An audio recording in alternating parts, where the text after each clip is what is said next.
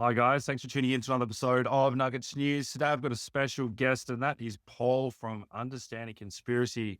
His content's fire. If you haven't checked out his YouTube channel or podcast, we'll post that down below. But we're going to be diving into DMT, Nephilim, fallen angels, this spiritual battle that we seem to find ourselves in against these occult secret societies and those people that seem determined to take over the world. But welcome to the show, mate. No, thanks for having me. It's good to be here. And for those that haven't followed your work, what started you down this path and all these rabbit holes? And what's your backstory? Oh, well, I certainly didn't plan to end up where I am, which I don't think anyone really does when you get into this kind of game, the game of conspiracy. But I was, when I first woke up is a good word for it. That's the word we'll use, came out of the matrix, shall we say, something like whatever term you want to use for it, I was at university. I was doing a fine art degree at Lincoln University in the UK, and I was very much of the New Age type, shall we say? Very much into sacred geometry as like a case study for my artwork, and understanding quantum physics and the electromagnetic universe and frequency and sound, all that kind of thing. And when you're kind of delving in that kind of world online, which was a bit crazy back then, to be honest, it was a wild west of conspiracy, I like to call the internet back in that time, like 2011 period, something like this. The end of the world was about to happen in 2012. The Mayan calendar was going to come to an end, and that it just captured my imagination. I was like, what the hell are these people looking at that's making them think the world's going to end? Like, what have they seen? You have to know what they have seen. And you do kind of end up, like I said, discovering like this overarching conspiracy that seems to control every facet of our life. That was just my nexus point, the Mayan calendar stuff. That turned out to be much about nothing in the end, or did it? We don't really know what happened in 2012, but the world doesn't feel like it's been the same ever since, at least not for me. But something definitely changed. But that's what led me into one thing to another, and I kind of just dived into the Warren hole and discovered that everything isn't what it seems. And from 2012 to 2014, I kind of went through a huge learning period, and diving into the occult, and trying to understand the world through the psychedelic perspective. I was kind of very much into a psychedelic explorer, and trying to get in touch with some form of spiritualism or spiritual understanding through psychedelics. It wasn't a trivial thing for me. It wasn't just a fun for a Saturday night type of stuff. It was a lifestyle, and exploring Taoist philosophy and listening to like Alan Watts and Terence McKenna as well on a regular basis, trying to absorb all of their lectures, and get to grips with like the Tao and the way. And at the same time, I was always bumping into like the Christian perspective in the conspiracy world. And I left that there for a while because I thought I could find all the answers through kind of like the more psychedelic exploration perspective. And I kept hearing sermons from preachers as well, and this explanation that basically Satan rules the world and his agents on the earth worship him and venerate him. They worship Lucifer, and it's kind of like it can't be that simple, is what I kept thinking. No, there must be some complex nuance to it in some way. And you get into like the Gnostic stuff, and the demiurge, and you start believing that kind of angle. And if there is a god of this world, then he is the devil, and he is like basically a cruel, stupid god, and there's a god above him that we really need to get in touch with, and all this type of stuff. And I dabbled with that for a bit, but I eventually came to the Christian perspective as the truth, and I was born again in 2014 in March, and that's my channel is now a Christian contrarian truther channel, first and foremost. And that led me to starting it in 2014, kind of coming out of that world, that life. I basically just asked God to show me if he was real, and he did. And nothing's been the same ever since. And here I am now 10 years, 11 years, 12 years later. Time's getting away from me. We're almost at 12 years now. And I have this YouTube channel called Understanding Conspiracy. We just hit 115,000 subscribers yesterday. So that's something. And I have started a series on the channel called The Nephilim Looked Like Clowns, which gets into biblical history and the giants of the antediluvian age and the post-diluvian age as well, and where we get the clown from, how it is a literal representation of demons through and through, historically speaking. And I bring all the receipts for that, the historical records, and we get into spiritual warfare stuff and explain what costumes are actually used for by ancestor spirit worship cultures to channel the entities of giants, the spirits of giants, shall we say, which we call demons today. And it really gets into some crazy stuff on there, but that's what I'm primarily known for. So that's the book here, and I'm writing the second volume right now. But there is an entire YouTube series started in 2016 on my channel with about 50 episodes, just fleshing the idea out. And the first episode from 2016 is just the ramblings of the insane. It's me just trying to figure out what the hell I've come upon, and just splurting stuff out here and there. And it is not the highest quality, I'm not going to lie, but the later episodes are much more documentary style, much more put together, a lot more refined. So if you're going to check it out, I'd recommend working backwards, to be honest, just to get a good grip of the idea. But I also am quite well known for talking about a very contentious subject in the Christian world, which is about the return of Jesus, and that he actually already came back and has established 1,000-year reign on earth at some point. And we are now living in a very short time after that, called the little season of Satan, where the devil's let loose and he gets to basically call the shots for a very short time, a season, maybe 250 years, maybe 500 years. We don't really know. And that goes against all convention of the modern church, which believe Jesus is still yet to return and establish his millennial reign. But I've kind of popularized that idea quite a lot in the past year or two.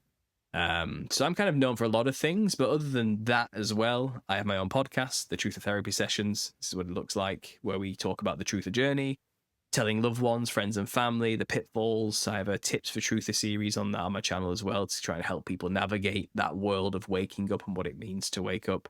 When I started the channel, it really was about the psychology of being a conspiracy theorist, understanding conspiracy. And that ethos has never really left. So you get a lot of meta commentary on my channel about truther topics. So what are the factions all saying about this particular event? What do the New Agers say? What do the Christians say? What's the difference here? Where's there some middle ground? What perspective should we take? What do we know? What are the known knowns? And we get quite abstract sometimes talking about things on there, but we have fun. I get podcast guests from other channels, other podcasters in the conspiracy world. We're quite well networked now, and kind of regular guests on as well, just to kind of share their journeys and perspectives on things. So it's quite a scattershot channel. It's kind of a be-all capture for all things conspiracy, but those are the things I'm known for primarily. Those are my babies of research, the clown stuff and some of the kingdom stuff. So that's kind of it, really. But you'll find a lot of things on my channel. Yeah, and that's how I got there. That's the journey. Yeah, and I've checked a lot of them out, and some great stuff there, guys. But as you say, it's hard once you go down these rabbit holes and you learn about these occult secret societies that all seem to be, Satanism, Luciferian, Moloch, Baal, all these old gods or whatever you want to call it.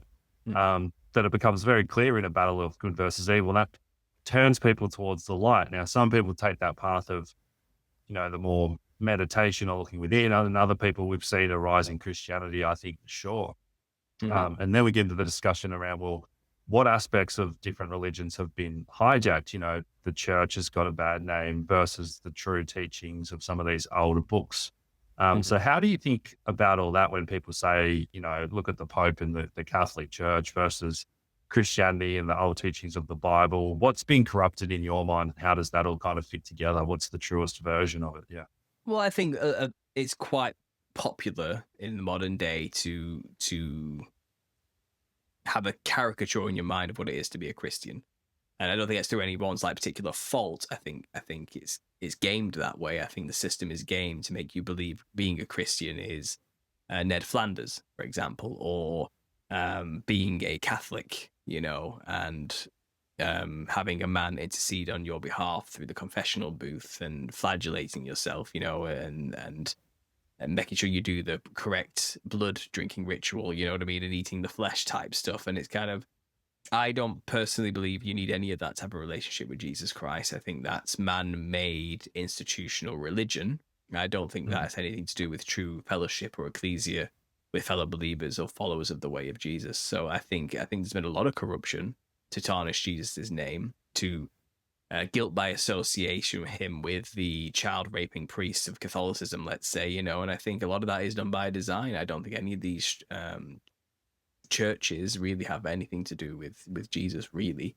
And I think there's a strong case to say many of those people who lead those institutions or even follow it are the ones Christ will say, "Depart from me, I never knew you." When they say, "Lord, I'm here. Didn't I do so many great things in your name?" He's like, "I don't even know who you are." Because I think a lot of people have been deceived.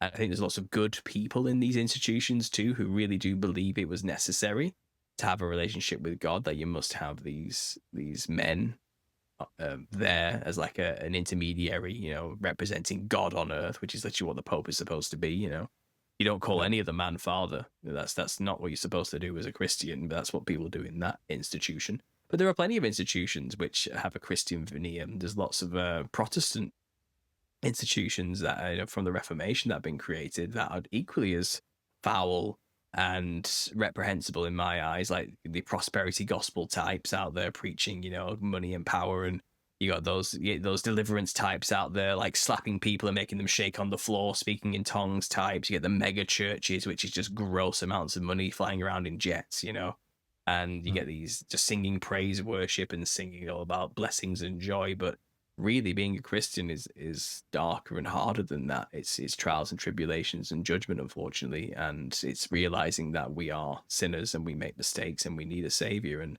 that requires self-sacrifice every day to help others over ourselves. And I think there's a lot of churches out there that don't want to teach that message. And I think if we were living in a little season of Satan, that's exactly how we would want it, So my own view is quite contrarian to most Christians. I am a Christian contrarian by that standard. That's what you could call me. But I'm a non-denominational as well for that reason. And I try to distance myself from the church as it's understood. But I'm not against fellowship with believers, which I think is what the true church was supposed to be, not a building necessarily.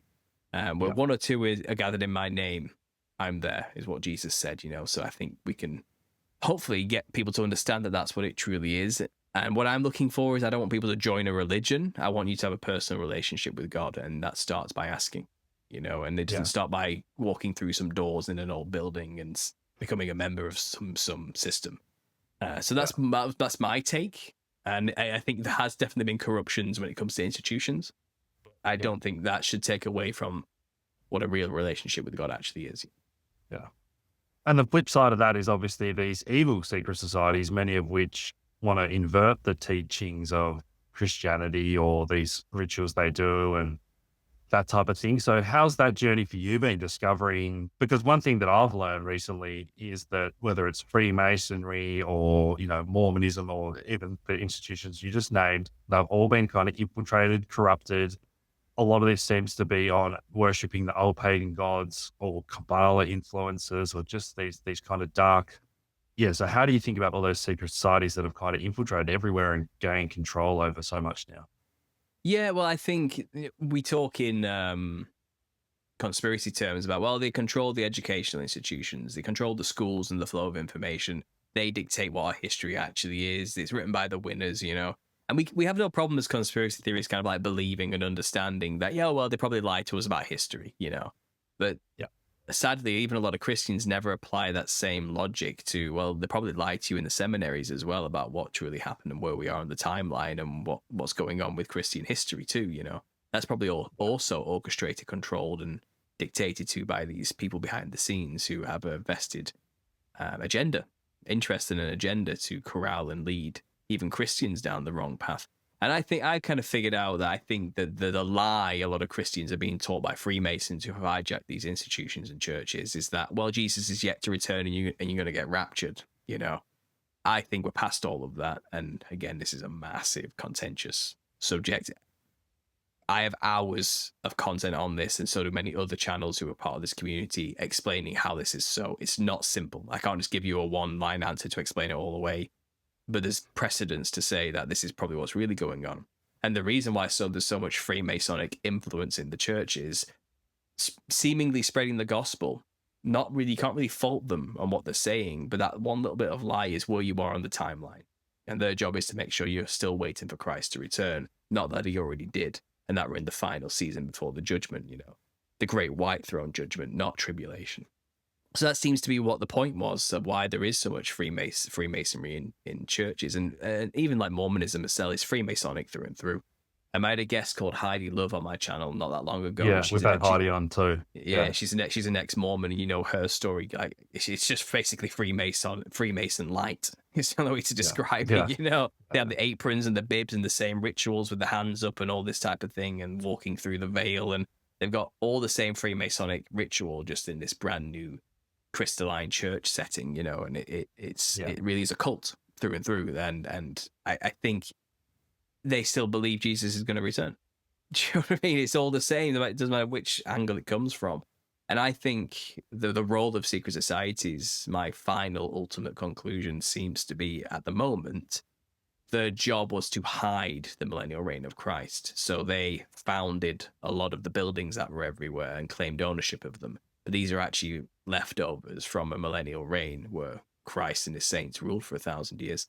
So that kind of explains why we even have secret societies. These are people who lived underground for a millennia, unable to practice openly where Christ was ruling, and once Christ receded, not ended his reign, but once Satan was let loose, they were just waiting to kind of work for their father, which is the devil in a sense, and gain earthly power during his reign, which is what they've always wanted. And their job was to erase the past, control the schools, control the flow of history and information, and claim ownership of everything that was already around, and founded everything. They found it all, That's basically what they did. And it explains why we even have these Freemasons everywhere, and why we have these secret societies, and why they were all seemingly just created in the 1700s. Like it wasn't even that long ago, And it's fascinating when you get to this perspective. Like, I call the little season theory like the end of the rabbit hole. Really, you don't dig much further than that. It's a tautology, yes, and it explains everything with like 99.9% accuracy. It really places everything into a lens that fits. But again, not a lot of people are ready to hear that yet. So that's kind of my take on Freemasonry and like secret societies. Yeah. But you even have like the Odd Fellows, for example, in America. And they started all the orphanages and the schools, and they're very philanthropic organization to help the widows and the sick and this type of thing. But when you actually look at the work, what they basically did was institutionalize a lot of people and take a lot of the children and put them in orphanages and re-education camps, but it was all in a disguise of, all these children without parents, left over from like civil wars and things like this. We're going to take them in and teach them and give them a setting, a head of life. And they seem to own all these vast mansions with like thousands of rooms and windows in the middle of nowhere. It's kind of like, we're going to put them up in our orphanage over here. It's like, who built that? When? During a civil war in a land that was supposedly just created not even that long ago. How old's America? 250 years? You know what I mean? It's kind of... It's the same in Australia. Yeah. Yeah, so the architecture is wild, and the architecture is a huge testimony to a civilization that was clearly here at some point. So in the conspiracy world, I'm giving you the Christian perspective to explain that past. But Tartarian is another angle, which usually comes from the more Gnostic New Age types in the conspiracy world. And they would say that was Tartaria. What you're seeing there is remnants of an advanced civilization that had antiquitech, that used ether energy from the atmosphere to power all their buildings. And it was scrubbed from the history books by evil controllers, because there's a reset every 250 years or something like that. And it's kind of, well, that's one explanation, but the Bible tells you what it is. And it's the millennial reign of Christ. And it's not like there's multiple resets every 250 years. There was just a reset when Satan got released, and he went on a rampage, destroying as much as he possibly could for the past 250 years since he got released. And he's basically been starting wars and genocides galore, destroying as much of it as he possibly can, and redirecting our consciousness to believe we're in a false world with a false history and everything about it, and that seems to make more sense to me than there was just this nebulous ancient civilization in the past we can't find anything really about, but the Bible does tell you in Revelation 20 verse 7 exactly what happened and where we are and why those buildings exist. And I think as Christians we need those answers. We need to be able to explain where these buildings came from. And I think most of the churches don't have an answer or don't even humor it or think about it. They believe the narrative of the history they were told. But I'm not we're conspiracy theorists here, not understanding conspiracy. So we have a different angle, Go ahead. Sorry. What's the rough timeline then with the because a lot of people will say that reset was, 1700s, 1800s when they talk about Tartaria or that type of thing. So what rough timeline is it? If it's 250 years, where do you think that kind of happened? Yeah, so the general consensus we've come to in the conspiracy Christian angle is Christ came back roughly around 70 AD-ish, give or take. We don't really know. The history, the records aren't that clear, but it seems like he at least came just after the Book of Revelation was written by John and Patmos. And people say that was written in like 98 AD. I don't think it was. I think it was written more likely in about 60 AD. And as a result, he was about 33 AD when he went up for Pentecost and ascended into heaven. That's the story. And he sent his disciples out to spread the gospel. He said, I'll be back very soon, not 2,000 years from now. So I think he came back soon, give it one generation. So roughly about 30 years, maybe 45 years, 40 years, give or take. So about 70 AD-ish is when he probably did come back.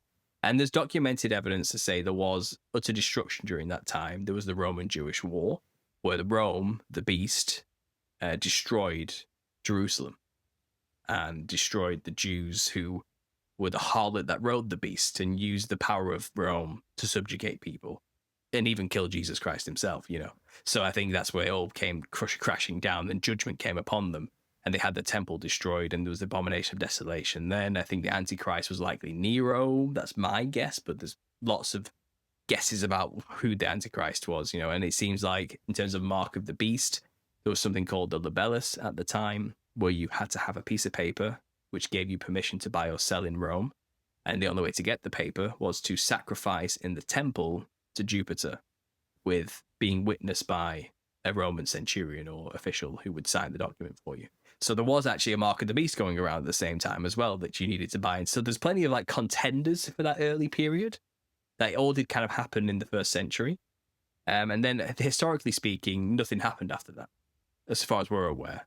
And it was all nothing, and we're still waiting for Christ to come back. But if you fast forward to 536 AD, it's documented as the worst year on record, so 500 years from then. Everything went wrong that could possibly go wrong. Utter destruction. Volcanoes going off, famine, pestilence, disease, mass die-offs, genocides.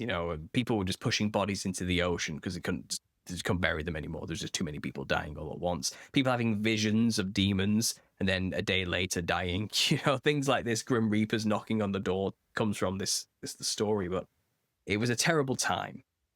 Some might describe it as something like a tribulation-like event. The sun went out for months. There's a mini ice age as a result of this, which killed many people. All the crops died. Everything went terribly, awfully wrong that could possibly go wrong. And we know this happened because of the tree rings. All the trees had a terrible time in that year. It's a jagged, small ring, with no growth. So that's how they kind of know. But when you actually consider that timeline, I don't think there was a 500-year gap. I think they've made it up. And there's a guy called Gunnar Heinsohn, a German researcher, an alternative chronologist, who he thinks 700 years was added. That doesn't exist to our timeline.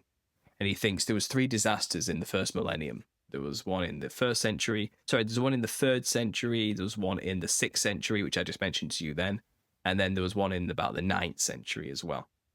And they've equated some of them to the barbarian hordes taking over, or some kind of weird cataclysm in the 1st century, which doesn't really make sense. We'll call it the beginning of the collapse of Rome, But he thinks these 3 cataclysms weren't 3 cataclysms at all. It was one giant cataclysm that happened in the 1st century. All they've done is spread it out over 700 years, and they've started to repeat characters and names and events, just change the names. Then you get chronologists like Anatoly Fomenko, who's a mathematician in Russia, and he has a massive new chronology series, and he thinks about 1,000 years has been made up. So he has a different timeline, So there's no consensus, but there's at least agreement between chronologists. It's kind of like, no, something's wrong here. Something's really, really wrong. And he figured out through generations, through population sizes. He used the math. He's a mathematician. That's what he does. It's his job, He used equations to figure out that the by and by, taking into account wars, genocides, general age, and all these type of things of populations in Europe and other regions. The population's it's wrong. It's too small. If the timeline we have been told is correct, we should have at least like double the amount of people here that we actually supposedly have. But we don't, because that 1,000 years doesn't exist. We don't. There hasn't been enough time to make that many people that we should have, according to the official narrative. That's basically the by and by of his theory, you know. So he thinks about 1,000 years has gone. I think Gunnar Heinsohn is more accurate, and he does it through strata of digging deep into the ground and finding civilizations. And it seems like this cataclysmic event buried Rome. This much is clear. And there's nothing below Rome, apparently, when people start digging. There's nothing below the Roman Empire. The strata shows there was Rome, and then there was just what came afterwards. And Rome is buried. How did Rome get buried? Well, it seems like this enormous event that blacked out the sun was basically every volcano on Earth going off all at once. It wiped out about 98% of the population of the Earth. And when the ash came down with the rain, it created a sediment layer that buried everything to varying degrees. Some completely under, some just by a few feet, you know, varying degrees, because rain is like that. And that's what we see. We see people digging up Rome even today. Roman ruins all over the place, everywhere. 20 feet to 3 feet to 5 feet to 15 feet under the ground. You know, it varies everywhere, because Rome was a worldwide empire at this point. This is why Christ came to destroy it. It was the last empire before the tribulation. So Rome isn't around anymore. The 7 churches Paul wrote all his letter to are destroyed. They don't exist anymore. But we're supposed to apparently still be around before tribulation. So people have made it metaphorical now. Like, we're the church of Laodicea today. Symbolically speaking, America is that church or something. You know, but you have to do a lot of mental gymnastics. But if you just look at the historical record, it seems like, no, something cataclysmic happened in the 1st century. And then after that, we don't really know. We call it the Dark Ages. We don't really understand, but we do know Christianity ruled supreme for 1,000 years.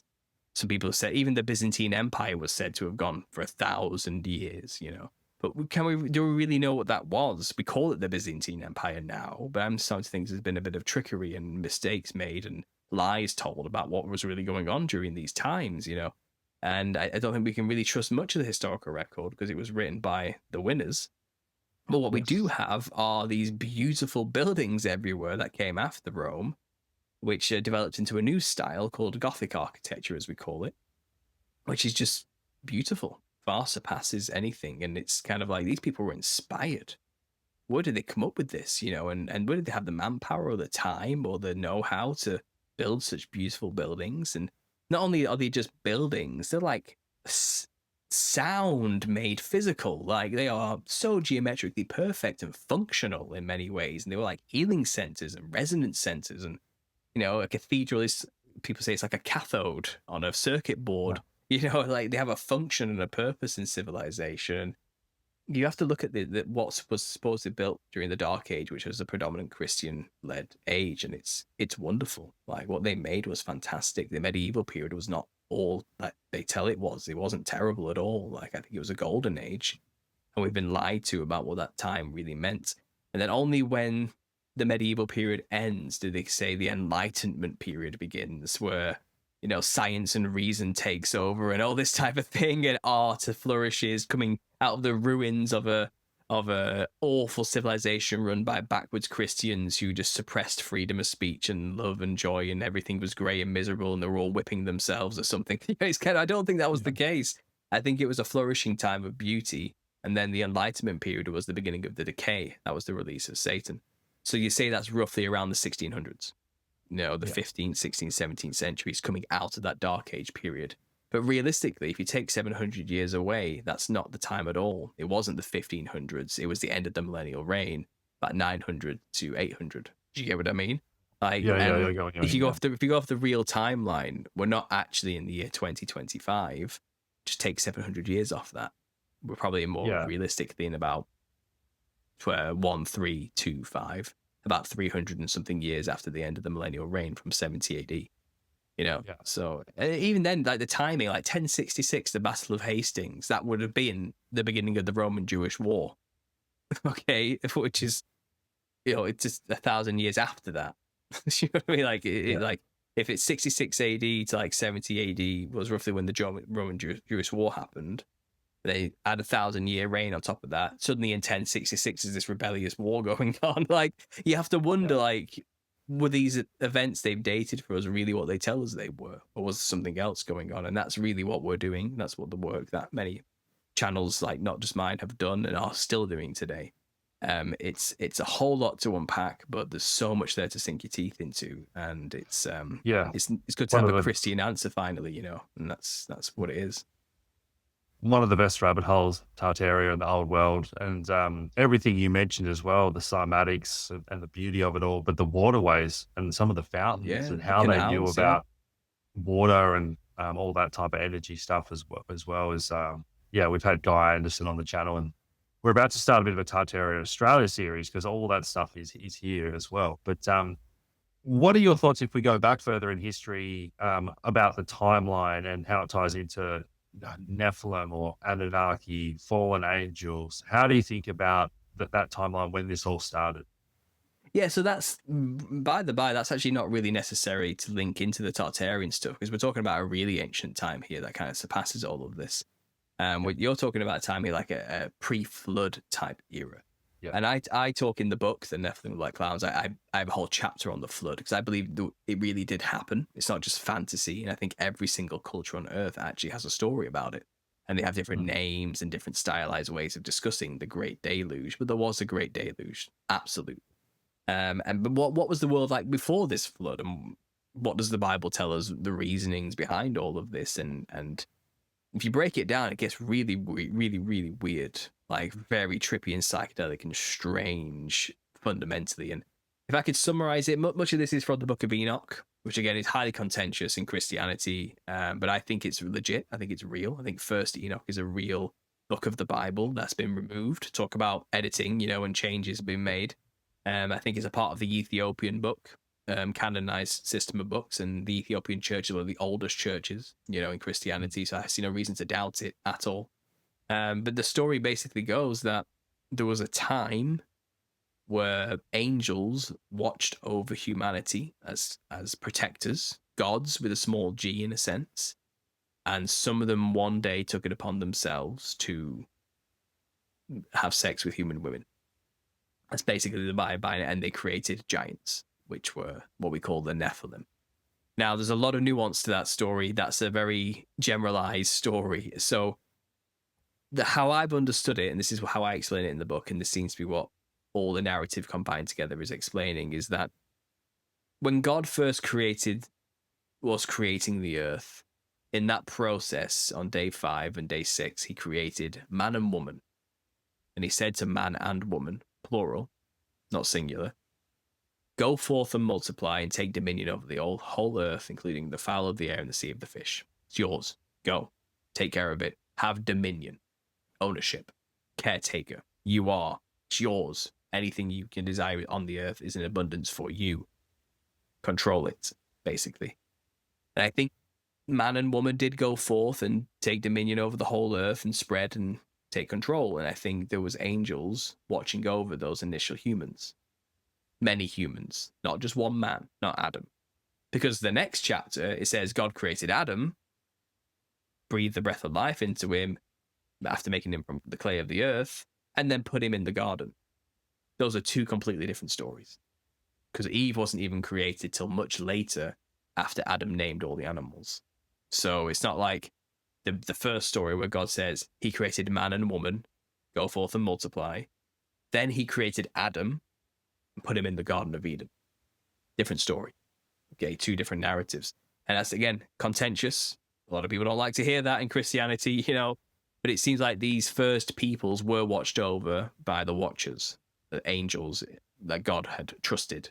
And they even asked to do it, if you read the book. Let us go down there and make sure man does well on your behalf. And he trusted them. He said, okay, go, do what you need to do. I trust you to look after my creation for me, my people. Anyway, as soon as God created Adam and showed favor to these men and women, humans, and started teaching him things in the Garden of Eden, this is where the rebellion of the angels began. I think angels watched this happen and didn't like it. Why has God chosen one of these lesser creatures than us, which we are gods over, to rule the earth? Why has he chosen one to be a king even over us, which is what Adam was being groomed to be, a king? And he was naming all the animals. Even the angels didn't get to name the animals, and I think jealousy was seeping in, pride, and this is where the rebellion was fermented. Okay, I think this is where the issues began with the rebellion of the angels, and this is why there was a war in heaven and a third of the angels were cast down. This is where it comes from. This is biblical. This is understood. There was a war in heaven. We have the commander-in-chief, Satan, Lucifer at the top, of that rebellion. But the Watchers, they did something very specific. They took it upon themselves to try and corrupt God's creation, which they saw themselves as better than, by mixing themselves genetically with them to create a hybrid offspring which would corrupt the whole thing. And that's why the Nephilim were created. It was a strategic move on behalf of this war that was going on from specific members in that war, generals and soldiers in that war. Anyway, the earth was corrupted and destroyed, but it didn't happen straight away. The Nephilim weren't just created straight away. I think they waited. They waited a long time, 6 generations from Adam up to the time of Jared. And they watched Cain basically murder his brother, Abel, and then get cast out into the wilderness. And he basically was told, the ground won't grow for you, anything for you. It's cursed on your behalf. You're going to be a vagabond and a wanderer in the earth at the whim of other people to eat and this type of thing. And he says, my punishment's too great for me to bear. Like, people are going to kill me. Like, I can't go out there. I can't do this. I'm going to die. And he said, oh, no one's going to kill you. I'm going to put a mark on you. That lets them know if anyone kills you, the punishment will be 70 times worse for that person who does that to you. So he goes out in the world, practically invincible now because no one can kill him, because it's going to be terrible if they do. But who did he go out into a world to where he's worried people are going to kill him if Adam and Eve were the only 2 people around? It doesn't make any sense until you include what I just mentioned. There were already buildings and civilizations built on the earth from the Dominion people who were told to go out and multiply. But now Cain's wandering around, who's basically a demigod with knowledge from Adam, who walked with God in Eden. He knows things. And to the people who were already around, who were quite ignorant and naive, he was a god. So what does he do? He goes to the land of Nod, takes a wife, and builds a city. And he names that city Enoch after his first child. So this is not the Enoch who wrote the book of Enoch. This is like an earlier Enoch, way before Enoch came in like the 8th generation, okay, from Jared, from Seth's lineage. This is of Cain's lineage. And then the whole first book of Genesis is about these 2 lineages, Cain's progeny and Seth's progeny. And it goes through all the generations of both lines. And they share some similar sounding names, but they're not the same. And it's only by the 6th generation of Jared, which is the time of just before the Mech, I think, is when the Watchers came down and started to mix with the daughters of Cain. And I think it's an enemy of my enemy is my friend situation. I think the rebellious angels saw Cain, how much he hated God. He went around building cities and basically enslaving the people that were around and making them work for him in his cities, He taught the people weights and measures, according to Josephus, which is like a Jewish historian from the 1st century. Now, to us, that's nothing. Rulers and tape measures, weights. It doesn't mean anything. Measuring stuff means nothing to us. But to them, that was a big deal. Because these people who were around didn't have a sense of ownership. There was no such thing as property lines. There was no such thing as mine and yours, But that's what Cain introduced to people, a sense of ownership. And as a result, that causes pride, jealousy, corruption, covetousness, war, greed, and the rest of it. So he introduced sin to the world as much as he possibly could and was corrupting mankind as much as he possibly could. I think the angels in rebellion saw that and said, we can work with this guy. So they came down. I think Cain offered up his daughters to the Watchers to create this abomination we call the Nephilim on Mount Hermon.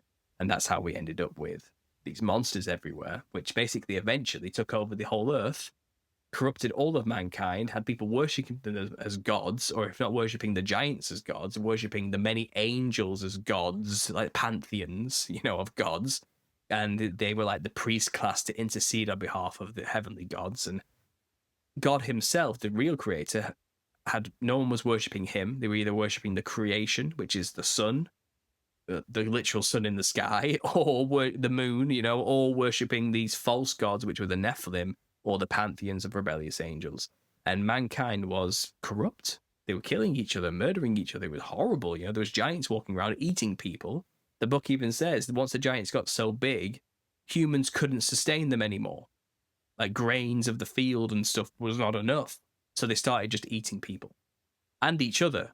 Like, they were nuts. These giants were crazy. I don't think they were very smart either. I think they were just whim to their desire and lust and flesh and gluttony and hunger. You know, they weren't like thinking like humans, but they were half angels. So they had psychedelic, trippy looks and powers to them. They were insane looking monsters. I think they were a mix between dragon and human. And when you mix those two things together, you get what looks like a clown, basically, with a big, wide, grinning, toothy grin and bulging eyes and flailing, crazy red hair and like just crazy patterned skin on a white base. And it just looked insane, like absolutely nuts. And that's what my work's about, the aesthetics of that particular thing as well. But that's the story. That's the rebellion of the angels. And by the time the flood came, they'd already been killed. So people don't realize this. They think the giants are why the flood happened. It's actually not. The giants died about 250 years just before the flood. And they were made to murder each other. So the angels went down, the archangels like Michael and Raphael, and they went down basically and made the giants murder one another in power struggles. I'm going to be the only giant king around here type stuff, you know. And all the brother against brother, basically. All the giants were slaughtering one another. And the angels, the fathers, had to watch. That was their punishment, to watch their children murder one another, you know. And then they were bound in chains after that. And then mankind was just left around with giant bodies all over the place, like rotting away, probably turning into the mountainscapes we see today on Earth. You know what I mean? Like petrifying from flesh to stone, which does happen, by the way, very quickly as well. It doesn't even take much. And it's kind of people like living in the rotting decays of a giant war that happened. Were pretty evil by this point and brutalized and living in a horrible world that was just disgusting. Everyone had nothing but evil in their hearts continuously. And then it talks about something else that happened after that. Man took it upon themselves to start genetically engineering animals and themselves with animals. Hey, it's called the mixing of kinds in the book of Jasher. And then so mankind became hybridized monsters, and they became like centaurs, mermen, mermaids, sirens, harpies, half man, half horse, you know, whatever you want to name a cryptid, Mothman or something, or lizard people or whatever. They all came into being here this time just before the flood. And then the only thing that was left perfect in his generations was Noah. Even his sons weren't perfect. Even the corruption had got into them somehow. You know what I mean? Even his wife, Namar, probably wasn't even perfect either. But Noah was. He was the only one left that was still human and righteous at the same time. Sinless and still perfect as a human being. So God preserved the only human left.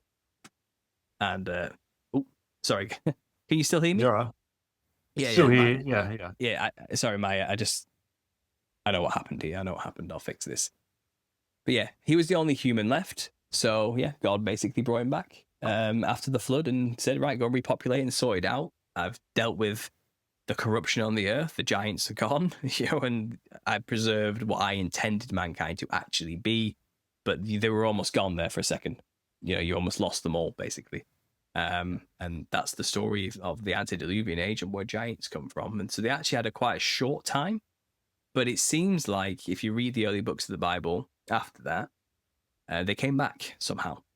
They got back after the flood. And I've had many theories and ideas on how that's happened. I wrote them in the book. There's actually lots of ideas surrounding how that happened. Some of them are wild, some of them are plausible. But we just know they did. We can't say how necessarily, but we definitely know they did manage to come back. So that's basically it. I'll just switch here to my laptop camera just so we've got something going on. But that's the story in a nutshell of the giants and where they come from and how it all happened to begin with. And the rebellion never ended. The war's still on. So when they die, the spirits get stuck on Earth. And the Book of Enoch explains this, and they literally are just demons. That's where we get demons from, and they are horrible.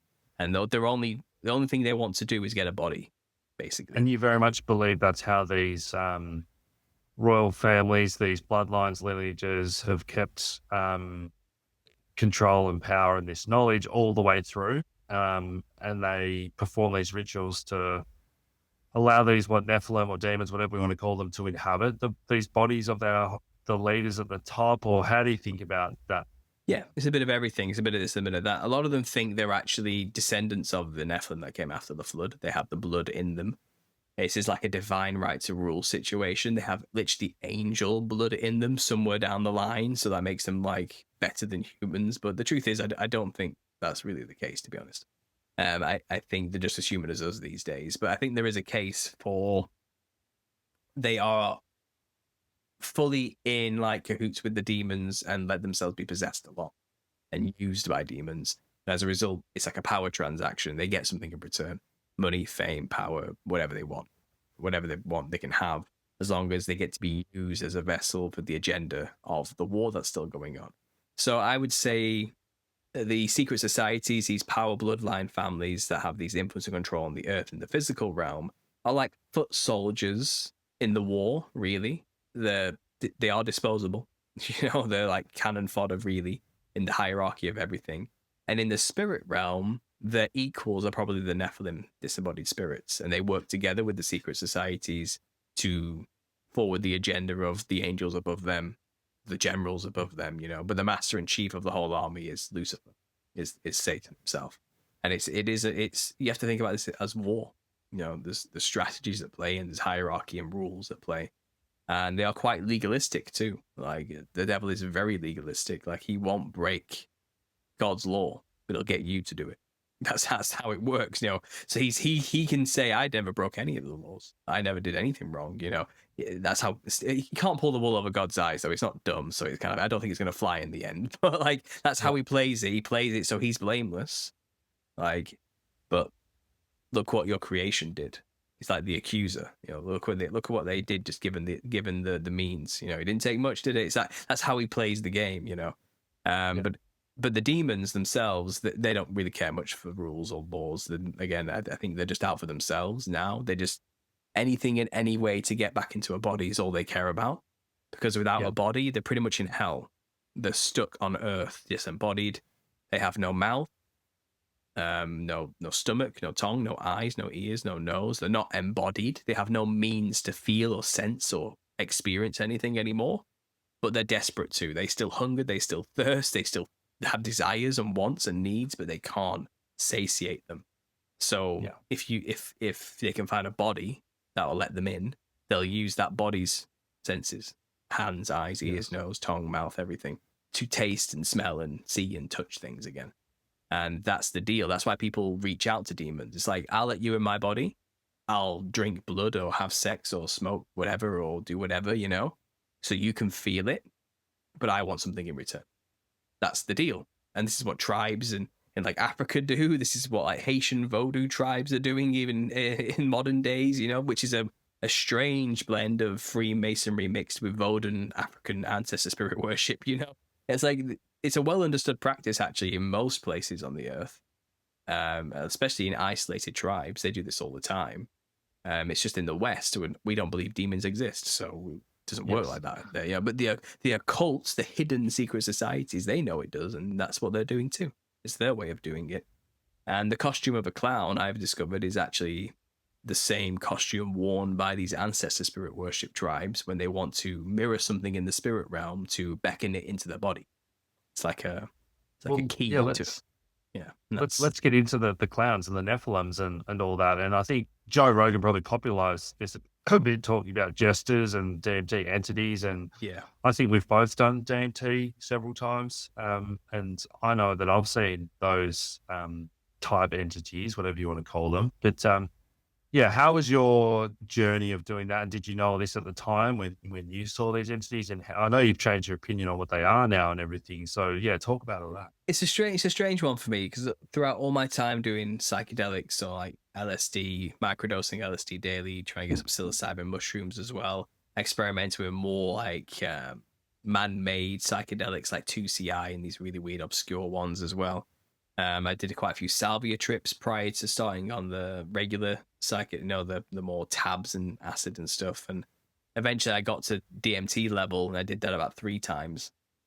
in various different settings. And all I would discover is more about the creation, the architecture of it, the designs of everything, the connectivity of all things. And I was looking for that. I was looking at the world, at nature, trying to find how it actually works, you know, and you do truly see like the geometric form in all things. And it's far more complicated than simply sacred geometry. It's like Mandelbrot sets on top of other things as well. It gets really weird, you know, way beyond even my capacity to understand. And that's just the nature of God, isn't it? That's the point. You can't understand these things. And I had a good time exploring all of that and like looking at people on DMT and seeing how all the veins connect, like this geometric triangular form, like they're literally just a projection in front of me of mathematical code. You see it all, you know, but the entities never came to me when I was doing that stuff. And I was smoking weed every day, 5 joints a day as well for 8 years straight. You know what I mean? I wasn't a lightweight. This was like my life. And I was truly seeking spiritual answers through doing these things as well. But the entities never came to me, and I knew about them. I was on the Nexus forums. I heard Joe Rogan talking about DMT jesters, but I already knew about the clockwork machine elves and the self-dribbling basketballs of Terence McKenna, you know, and I knew there was stuff out there, the Green Lady as well. I knew there was entities to see and meet, but they just never came to me. It was odd, and I only so fast forward, you know, I'm born again, come to Christ. I quit all these things. I go cold turkey. I quit cannabis in 2016 as well, complete. And it's only when I fully let go of all my addictions and drugs did I start to see entities. When I was sober, so it was an odd experience, you know. But they weren't pleasant. They weren't nice. They wanted me dead. That's as clear as day, because I think one of them did attempt to take my life at one point. So beyond like sleep paralysis, demons on my chest strangling me in the middle of the night, dreams where I'm being chased by the Hatman demon telling me I owe him something, some kind of spiritual contract I don't really understand. I can't remember making, but I clearly made one with this thing in a dream years prior or something. But after that, I'm just in the living room and I have this moment where I pass out. I collapse onto the side of the sofa. I can still see, but I'm paralyzed, and the whole room starts to DMTify itself and swirl into that chrysanthemum mandala form of some kind, but darkness is seeping in from the corners as well. I'm dying. It feels like I'm dying, basically. It feels like something's trying to tear me out of my body and pull me into this void. And I thought logically, like, I must be having like a stroke or a brain aneurysm or something. This is it. This is my numbers up. I'm dying. It's over. But then I just say, Jesus, help me, quietly as like a croak. And it does stop instantly.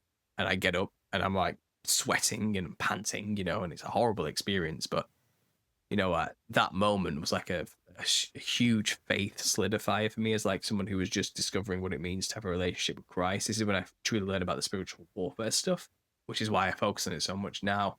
I wouldn't be if I hadn't experienced this stuff. I know how it sounds, but I can't lie. It happened to me. Like, so this is what happened, you know. I've got to find out why. And this is how I discovered about the Nephilim afterwards in the biblical perspective.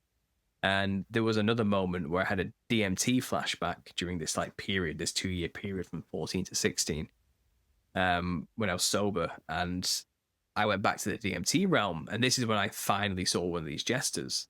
So I wasn't even smoking DMT anymore. I was probably off it for a good 1.5 years by this point, you know, and sober, which is a trip in its own right when you've been high for like 8 years. You know, being sober is wild. Like, it's hard to get used to. You know, I was having dreams for the first time in like 10 years, which I forgot what it was like to have just a dream. That's intense, you know. But I had this DMT flashback, and I know where I am, because the thing about psychedelics is you recognize it when you're there, and you feel it, and you're like, I know where I am.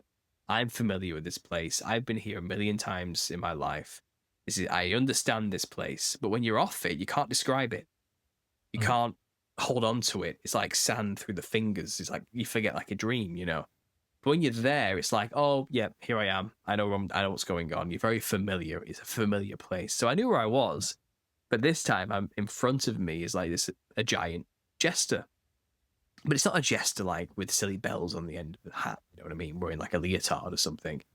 It's this enormous creature that's like melded into like its surroundings simultaneously while being differentiated from it, but not really.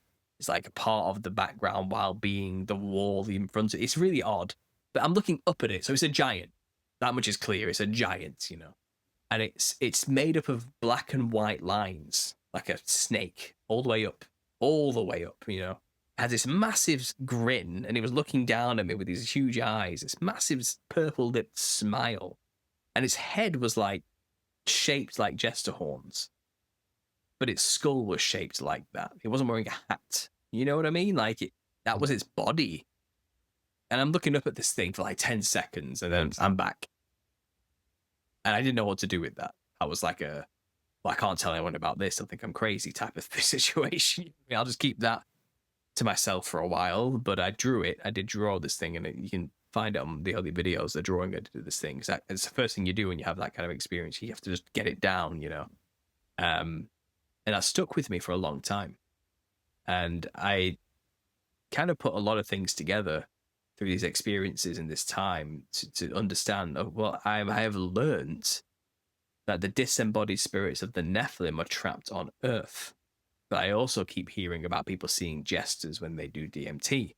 And to me, DMT seems like the closest thing you can get to visualizing the spirit realm of the Earth. Because you don't leave the Earth when you do DMT. You're on the Earth. You're just seeing more of it. More that you don't normally perceive. And I think even before the flood, we used to see like that. I think that was normal. We saw the Earth as both the spirit and physical at the same time.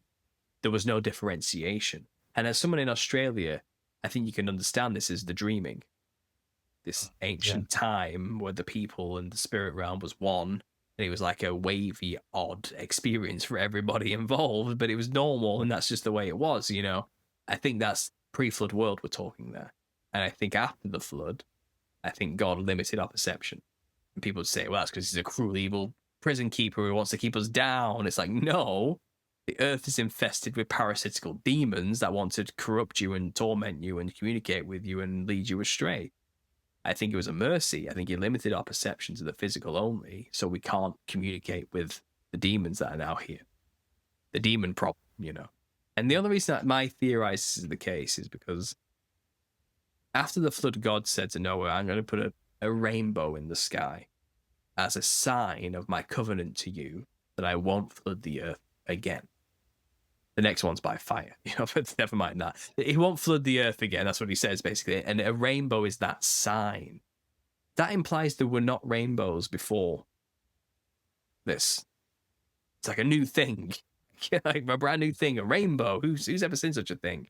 And God's like, this is a symbol to you that I will never flood the earth again. So if rainbows just didn't exist prior to this, then that means there probably wasn't water on the earth. That's one theory. But if there was water on the earth, because people need to drink, you know, and suddenly rainbows now exist that didn't before, is that because you couldn't perceive a rainbow in the past because your perceptions were far wider and you saw more colors and more of everything? Have we just been limited to that narrow bandwidth of the color spectrum, which we call a rainbow? You know, and that's why suddenly you can now see rainbows, because your perception's been limited to that one bandwidth of colors. Oh, and that's it, you know. And I think that was what God was saying. I think it was a mercy. I think when you look back to it, it's like, actually, thank God he did that, because I don't think humanity would have made it much longer after the flood. It would have just got corrupted again very quickly. It would have been over very quickly. That's my working theory on that. I think it makes sense. You know? So when you take DMT, though, think about that. Now, what you're doing is you're brute forcing open your perceptions to be able to be back in a pre-flood state of seeing. But if you're naive to what's on the other side, you're just fodder for the demons to lie to you and tell you anything. And they do. They tell you anything you want to hear. I'm a Palladian from the constellations here to help Earth transcend to the fifth dimension, or I'm an ancestor spirit, or I'm a spirit guide, or I'm you from the future, or something, or we're aliens, or we're just interdimensional consciousness, and our job is to help humanity get to the fifth dimension where we are right now. Or they'll tell you they're in a better place, and you're in a lower, lesser place than we are. But the truth is, we are exactly where they want to be. We are embodied souls. They are not. They do not have a body. They are in a weaker, lesser state. And that's the first lie they'll tell you. that's what you always find in the New Age. We have something to learn from them. You have nothing to learn from them. They want to take everything from you, though. They want you. They're jealous of you. They hate you. Like, that's the bottom line of it all. And the psychedelic community does not like me saying this. I get a lot of backlash from them, but I don't see anybody else saying it.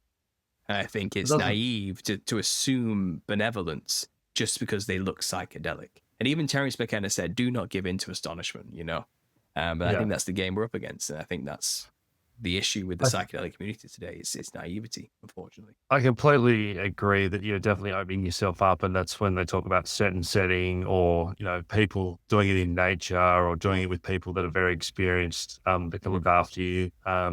And then, but I guess the counter argument is a lot of people find some really good healing if they're ready for it from some of these plant substances. Are probably particularly more mushrooms that are obviously a lot softer.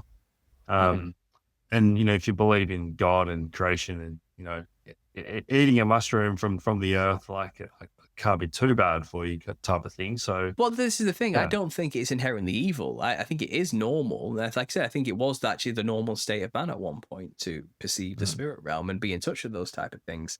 I don't think it is wrong inherently to go and perceive these things. I think the naivety to the current state of human history and what's actually on the other side is the problem. I think the assumption that it's all good, is the issue that comes here. I don't think the spirit world is evil. I think it's just infested with parasites. It's dangerous to go there now, unfortunately, because of this problem of the Nephilim, So if you do go there, you're like a baby in the middle of no man's land, in the middle of the trench warfare, wandering around looking at the flowers. You know what I mean? Like, you're in the middle of a war zone and you don't know it, like, you don't realize it, and the first thing that gets to you, your whim to it, then and if you're so ignorant of this biblical narrative and history, it's kind of like, it really puts into perspective what's actually going on and why you should be extremely careful if you're going to dabble with those things. Very, very careful, because we have an enemy just waiting to abuse us. Now, that isn't to say angels can't protect you, because they're in the game too.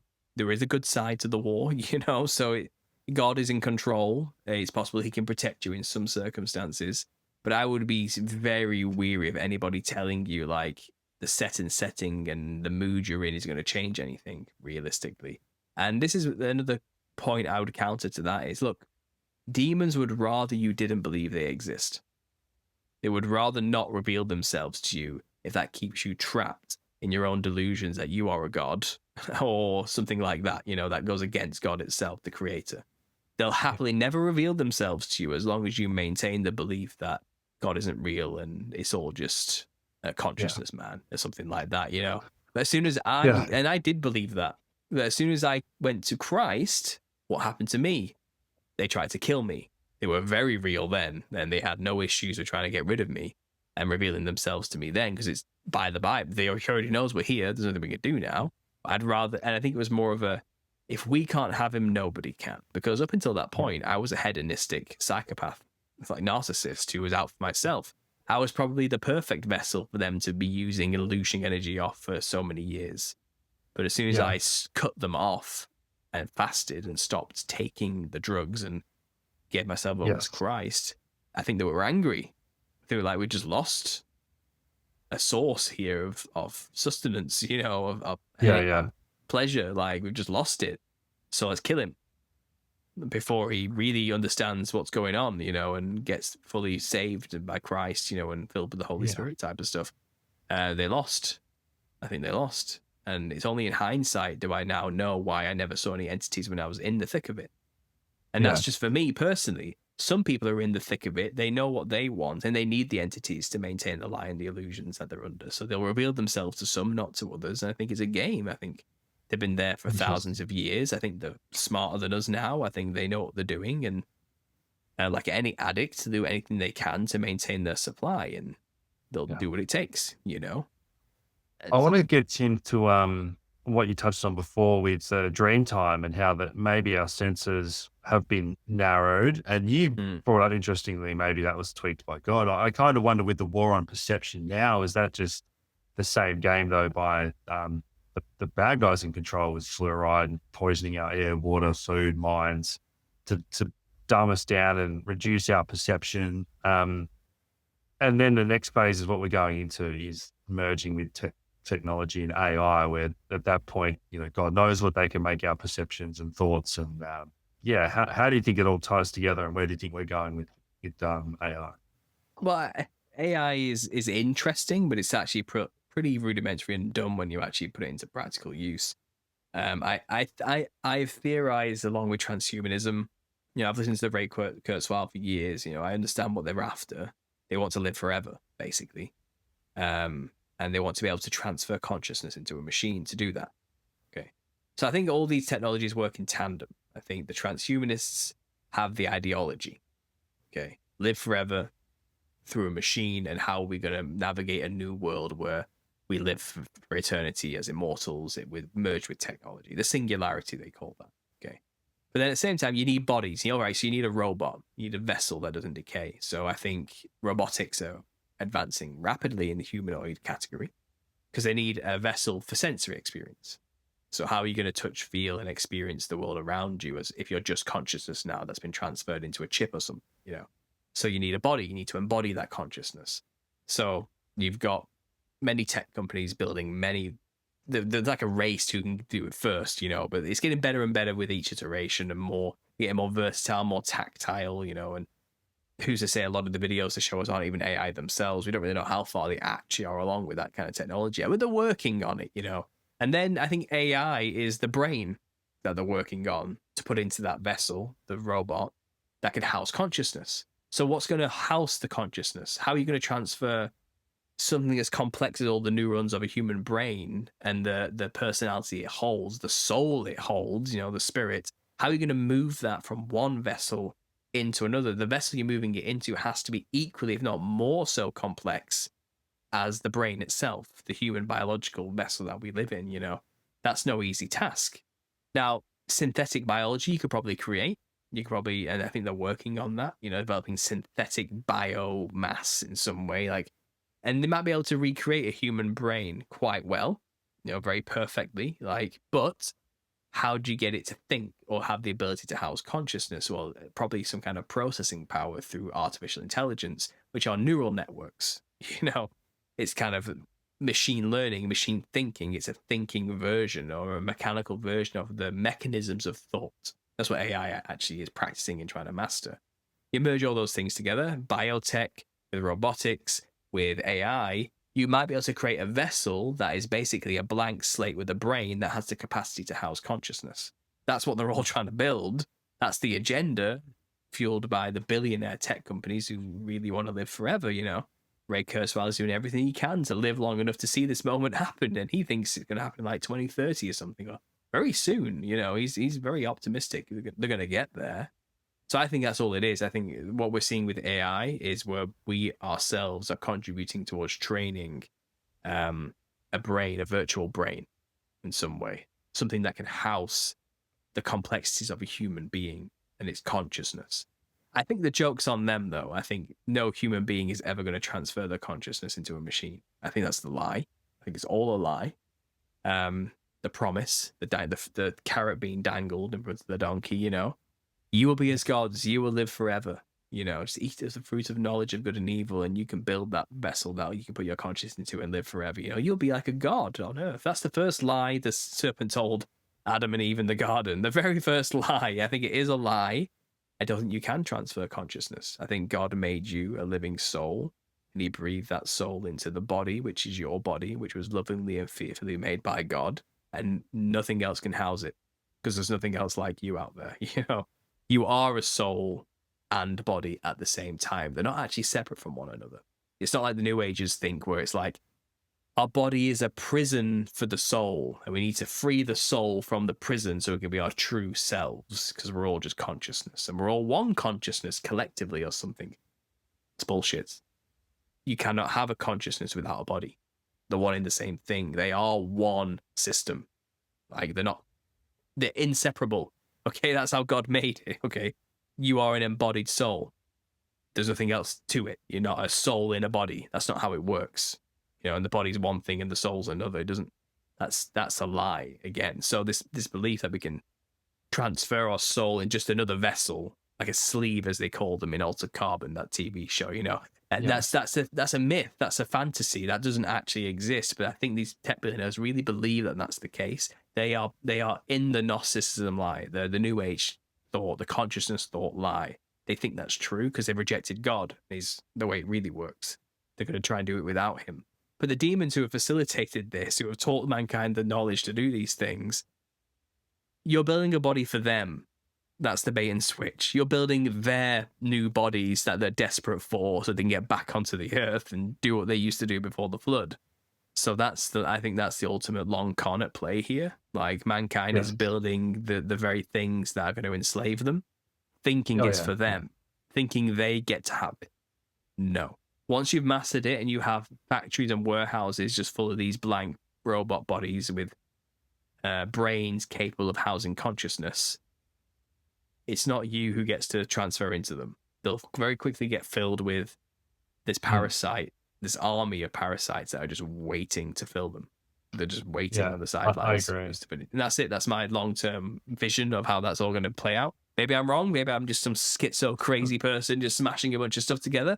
But I think that's a well-reasoned, thought-out hypothesis. I think that's probably what they're really doing there, This kind of gets us to probably the last thing to talk about and wrap up is this fork in the road that we seem to be getting to, where I view everything as either natural and, natural law, nature, what is versus everything that's artificial and technology that they're creating. And so what makes everything natural, alive, whether you want to call it consciousness, the spark of life, Christ consciousness, whatever, versus what are we building? As you say, we've built out this system from 5G towers, everything that's changing the frequency and all this energy and control. As you say, can AI inhabit these Nephilim, inhabit these robots and this technology to control us even further? Because that's who these people worship, all this evil stuff. So where do you think we're at with this fork in the road? Are we going to have like almost two societies of people that get sucked into living in this one way versus people that go back to living in touch with nature?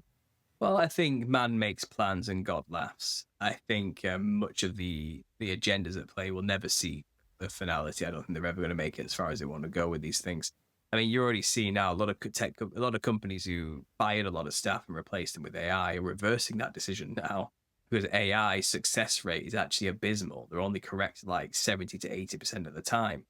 Now, that's actually really bad for a business to have that running your books.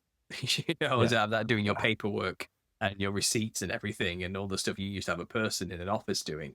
They have to be right 100% of the time, or the tax man's coming out to you, to see what's going on. Like, you're in trouble, So I think they believed a lot of the hype and swapped a lot of staff for AI, and the businesses have either gone under or suffered greatly, and they've had to rehire the staff that they fired. And I think that's just the rub of it all, really. That's the kind of the humor of it all. They have these grandiose ideas, but it's probably more of a con than it is practical in terms of actually using it in a practical basis beyond what the long-term actual goal is, to create like a biological synthetic brain situation that has the capacity to think like a neural network in a human brain. That's all. They just need the capacity. What's going to fill it will be a real consciousness that can take control of the framework and then work with it, And even right now, there's some people say demons even use it right now to talk to people, like, and be the text that talks back to you in some way. And I don't know about that. If that's true. I don't know if that's the case or not. Like a modern day Ouija board situation, maybe. Who really knows? But I don't think it's going to be like civilization will split as much as we think it is. In fact, I think even right now, I think God's moving in amazing ways. And I think there's been like a Christian revival of a sort. And I think there's also been like a mass awakening, people have described it, of especially since COVID, of just how far gone our civilization actually is and how psychopathic some of our leaders truly are. And I think people are actually a lot more aware than they used to be. So I'm interested to see how it plays out. I don't have any predictions for you necessarily. If it's a little season, there isn't long left. I don't know how long, how long's a piece of string, but the end game's coming soon. And the end game of that is war, the Gog-Magog war. And that's literally people making war with God himself at the end of time. So camp of saints, they call it. So how that looks, I think they'll play the alien invasion card and say we're under attack by aliens from outer space, but realistically it's just New Jerusalem coming down from heaven, not a mothership, but we'll all believe we're under attack and our world is about to come to an end, and we need to defend it.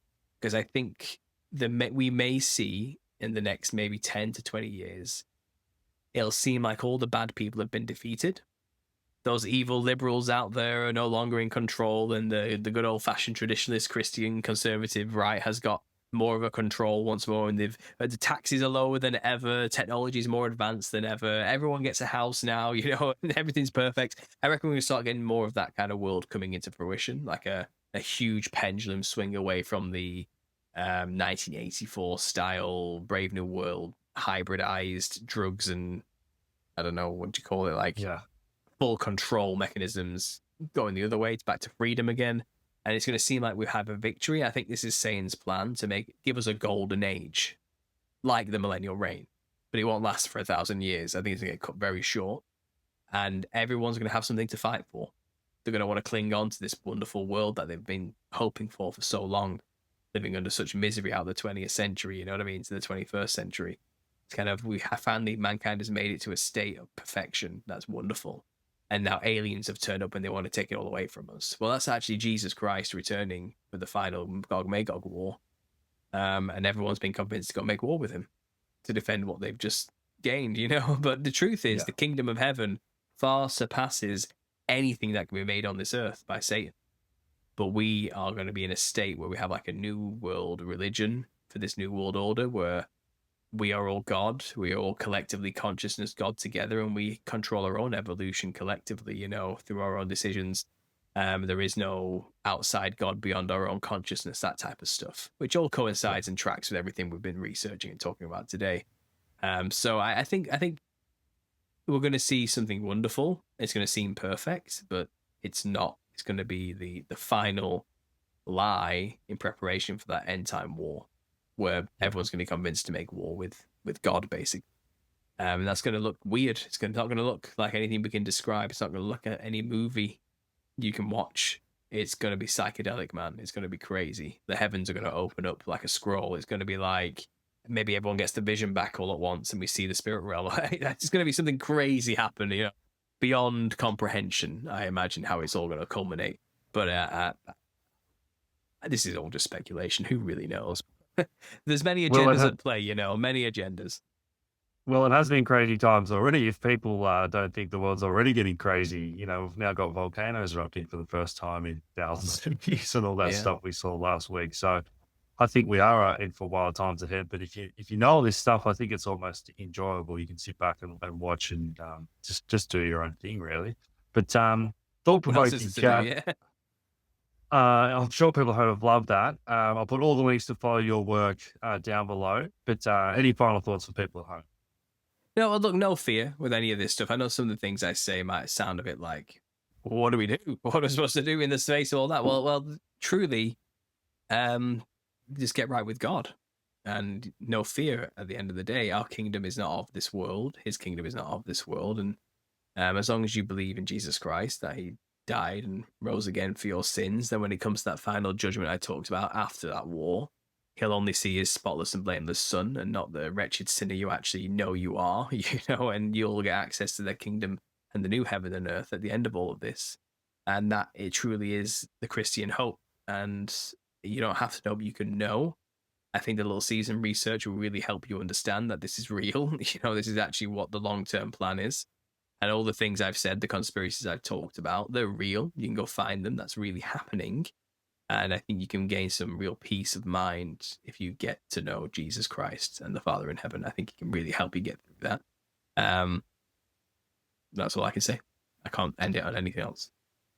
Fantastic, mate. Well, I really enjoyed that. We'll have to catch up again in future. And keep up all the great work. Cheers. Thanks for having me, Alex. It's been great. God bless. Thanks, guys.